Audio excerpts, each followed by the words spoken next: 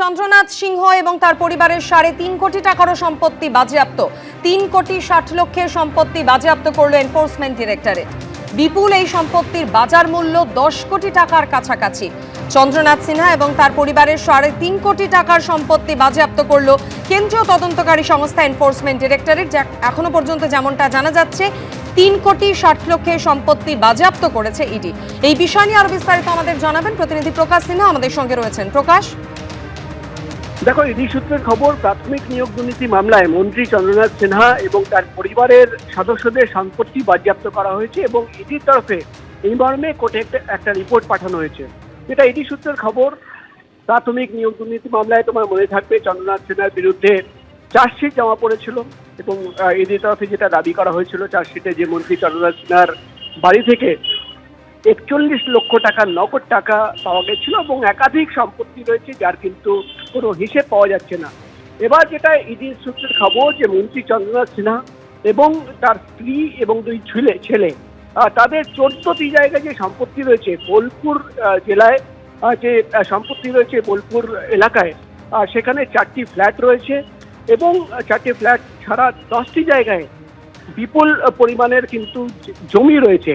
সেটা কিন্তু যেটা ইডি আধিকারিকরা মনে করছেন, যেটা আগেও চার্জশিটে তারা জানিয়েছেন, যে প্রসিড অফ ক্রাইম, অর্থাৎ যে টাকা এসেছিল নিয়োগ দুর্নীতির টাকা, সেই টাকা দিয়েই কিন্তু এই সম্পত্তি কেনা হয়েছে এবং যেটা ইডির তরফে দাবি করা হচ্ছে যে কাগজ কলমে এই 14টি জায়গায় যে সম্পত্তি রয়েছে তার ভ্যালু কাগজ কলমে দেখা যাচ্ছে 3,60,00,000 টাকা, কিন্তু তার মার্কেট ভ্যালু প্রায় 10 কোটি টাকার বেশি। অর্থাৎ যেটা ইডি সূত্রের খবর, প্রাথমিক নিয়োগ দুর্নীতি মামলায় এর আগে মন্ত্রী চন্দ্রনাথ সিনহার বাড়িতে তল্লাশি চালানো, তাকে জিজ্ঞাসাবাদ করা এবং তার বিরুদ্ধে চার্জশিট জমা পড়া। এবার কিন্তু মন্ত্রী চন্দ্রনাথ সিনহার সম্পত্তি, তার ছেলের নামে যে সম্পত্তি, পরিবারের সদস্যদের নামে যে সম্পত্তি রয়েছে, সেই 14টি সম্পত্তি কিন্তু অ্যাটাচ করা হয়েছে, বাজেয়াপ্ত করা হয়েছে এবং সেই মর্মে একটা রিপোর্ট কোর্টে ইতিমধ্যে ইডি তরফে জমা পড়েছে, এমনই খবর আমরা ইডি সূত্রের মারফত জানতে পারছি। ধন্যবাদ প্রকাশ। রাজ্যে বিধানসভা নির্বাচনের আগে ভোট চুরির অভিযোগ তুললেন অভিষেক বন্দ্যোপাধ্যায়। পাশাপাশি বললেন, কংগ্রেস ভোট চুরি ধরতে পারলে বিহার, দিল্লি, মহারাষ্ট্রে বিজেপি জিততে পারত না। পাল্টা বিজেপি তৃণমূলের আঁতাতের অভিযোগ তুলে আক্রমণ শানিয়েছে কংগ্রেস। বিহারে বিধানসভা ভোটের সময় তথ্য পরিসংখ্যান সামনে এনে নির্বাচন কমিশনের বিরুদ্ধে ভোট চুরির বিস্ফোরক অভিযোগ তুলেছিলেন রাহুল গান্ধী। সরাসরি প্রধানমন্ত্রী, স্বরাষ্ট্রমন্ত্রী এবং মুখ্য নির্বাচন কমিশনারের বিরুদ্ধে সরব হয়েছিলেন লোকসভার দলনেতা ও কংগ্রেস সাংসদ। लोकतंत्र पर आक्रमण हो रहा है, अंबेडकर जी के कॉन्स्टिट्यूशन पर आक्रमण हो रहा है और डायरेक्टली मोदी जी, अमित शाह जी और ज्ञानेश जी जॉइंटली पार्टनरशिप बना के कर रहे हैं और इससे देश का बहुत नुकसान हो रहा है, भारत माता का नुकसान हो रहा है, डैमेज हो रही है। मेन मुद्दा वोट चोरी का है और SIR उसको अब कवर अप करने का है और इंस्टीट्यूशनलाइज करने का। কিন্তু শেষ পর্যন্ত বিহারে বিপুল ভোটে জয়ী হয়েছে এনডিএ। পশ্চিমবঙ্গেও কয়েক মাস পর নির্বাচন, তার আগে চলছে SIR। এই আবহে ভোট চুরির অভিযোগে বিজেপিকে নিশানা করতে গিয়ে কংগ্রেসকে দোষেছেন অভিষেক বন্দ্যোপাধ্যায়। चोरी वोटर लिस्ट में हो रहा है। अगर कोई पॉलिटिकल पार्टी कांग्रेस ये पकड़ लिया होता, हरियाणा से, महाराष्ट्र से, न्यू दिल्ली से, बिहार से, चारों स्टेट में बीजेपी हारती। आम आदमी पार्टी दिल्ली में पकड़ नहीं पाया, बिहार में आरजेडी कांग्रेस पकड़ नहीं पाया, इसलिए बीजेपी 88% का स्ट्राइक रेट लेके जीता है। পাল্টা বিজেপির সঙ্গে আঁতাতের অভিযোগ তুলে তৃণমূলকে বিঁধেছে কংগ্রেস। तो ये जो भतीजे हैं बंगाल के, और राहुल गांधी जी की जो दिखाए हुए राह उसको अपनाते हुए और नकली करने में जुट गए हैं। अभी इस बार भी ECI गए और निकलते ही वो कांग्रेस को गाली देने की उनको याद आई। राहुल गांधी को दिखाए हुए सारे जो मुद्दा थे, सारे जो शिकायत थे, उनको ये नकली करते हुए वो खुद को कुछ समझने लगे हैं। असलियत में बीजेपी के खिलाफ बात उनसे उनकी मुंह से नहीं निकलते। আচ্ছা, অভিষেক বন্দ্যোপাধ্যায় কংগ্রেসকে আক্রমণটা কোথায় করেছেন? কংগ্রেসের ভুলটা ধরিয়ে দেওয়া যাবে না? আর কংগ্রেসের আক্রমণ করার জন্য কংগ্রেসের মধ্যেই তার ওয়ার্কিং কমিটির নেতারাই তো বসে আছেন।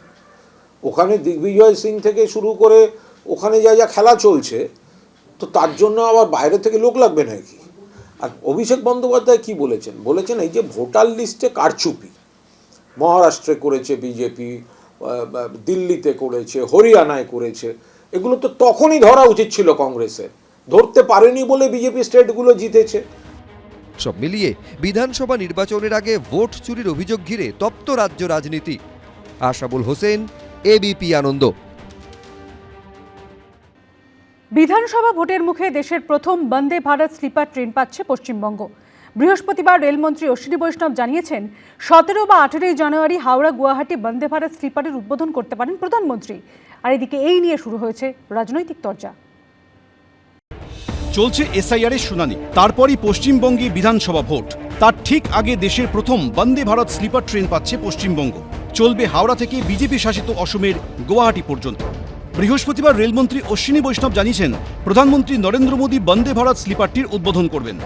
पहला रूट गुवाहाटी से कोलकाता अंदाजा था कि करीब 2026 के मिडिल तक कंप्लीट हो जाएगा काम, लेकिन लकीली जितनी मेहनत की टीम ने 2026 की आरंभ में ही ये काम कंप्लीट हुआ है। রেলমন্ত্রীর দাবি বন্দে ভারত থার্ড এসির ভাড়া হবে 2300 টাকা, সেকেন্ড এসির ভাড়া হবে 3000 টাকা, আর ফার্স্ট এসির ভাড়া হবে 3600 টাকা। নতুন বছরের শুরুতেই পশ্চিমবঙ্গের জন্য সুখবর। রেলমন্ত্রী ঘোষণা করলেন যে কলকাতা থেকে গুয়াহাটি বন্দে ভারত ট্রেন চালু হবে। তাদের মাধ্যমে প্রথম শুনতে পেলাম, যদি হয় এটা খুব ভালো অভিজ্ঞতা হবে সাধারণ মানুষদের। শিলিগুড়িতে বেশি আসা যাওয়া করি, এই জন্য ট্রেনটা হলে ভালোই হবে। আর আমরা মনে করি টাইমলি আমাদের মতো শিলিগুড়ি সুটেবল করা যায়, তাহলে আর ভোটটা ভালো হয়ে যাবে। স্লিপার ক্লাস আমরা শুনেছিলাম বৈষ্ণোদেবীতে স্টার্ট করেছিল প্রথম, তো এটা এখানে করলে আরও বেটারই হবে। আর আমাদের মানে দার্জিলিং মেলে প্রেশারটা একটু কমবে, আর আমরা মনে করি এই ট্রেনটা করলে ভালোই হবে। 26-এর বিধানসভা ভোটের আগে পশ্চিমবঙ্গকে বন্দে ভারত স্লিপার দেওয়ার মধ্যে রাজনীতি দেখছে তৃণমূল। 800 টাকার টিকিটকে আপনাকে 2500 টাকা দিয়ে কেটে যেতে হবে, এই হচ্ছে বিকশিত ভারত।